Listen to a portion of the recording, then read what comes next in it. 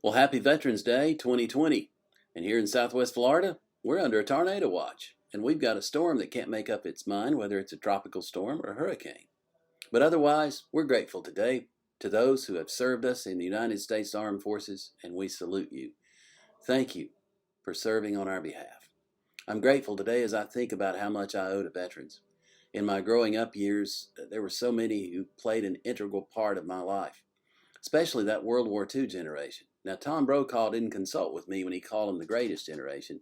I would have said they were the get it done generation, because those were the people who always showed up, especially for church activities. It didn't matter what it was. We could always depend on them to be there doing the work, showing up early to make sure the building was opened up, the heat was turned on, and the lights were on, and the last ones to leave, make sure everything was buttoned down, closed up, and good to go. I am so grateful for the example that they set for me through the years, and we rightly honor all of you who served. But I'm reminded that our nation has not always done so well. For example, I think of Leroy Johnston, an African American who grew up in Arkansas. His father was a Presbyterian minister, the first African American minister of the Covenanter Church, had served in a black regiment in Civil War. Leroy Johnston signed up with the Army in New York, and he went overseas. And I can tell you that his unit fought so valiantly that the enemy, the Germans, referred to them as the Harlem Hellfighters. Leroy Johnston was wounded twice, the second time severely, and his coming home was delayed because of it. But he came home, unfortunately not to a hero's welcome. He and his two brothers were murdered in Arkansas in a race riot, not because they had done anything wrong.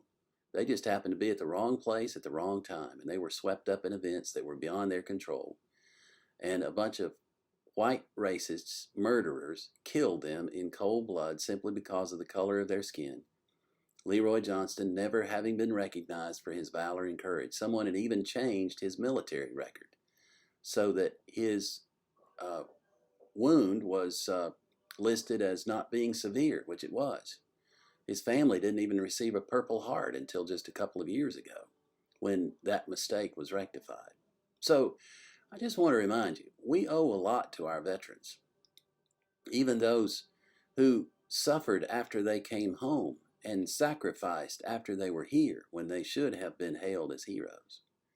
So I want to say to all of you, men and women, regardless of the color of your skin, your background, or ethnicity, our nation today owes you a debt that we can never repay. Thank you for serving all of us. And let us all remember, as the Apostle Paul says, I appeal to you, therefore, brothers, by the mercies of God, to present your bodies as a living sacrifice, holy and acceptable to God, which is your spiritual worship. Some of us didn't serve in the armed forces, but we all can enlist ourselves in God's army and serve His cause for the praise of His glory, that the name of Jesus will be known everywhere. May God bless you.